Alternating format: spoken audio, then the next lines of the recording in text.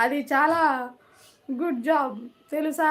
Wife కోసం చేయటం. But మీరు ప్రపంచంలో అందరికీ చేస్తూ ఉన్నారు వంశీ. విక్కీ గారు లైవ్‌లో చెప్పింది మౌనిక మేడం. వంశీకి ముగ్గురు ఉన్నారని చెప్పి కరెక్టే. నాకేనండి బాబు. వంశీ గారు మీ అక్కగారే చెప్పారు స్వయంగా లైవ్‌లో. మధు గారు ఏంటి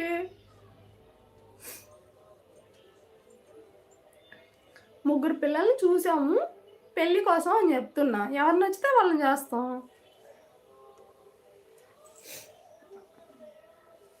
మధు గారు అయినా మీకున్న అందం గాని, మీకున్న టాలెంట్ గాని మా వంశీకి ఉందా చెప్పండి? చిన్నపిల్లాడు. మా అక్క అలా చెప్పదులే బాబు.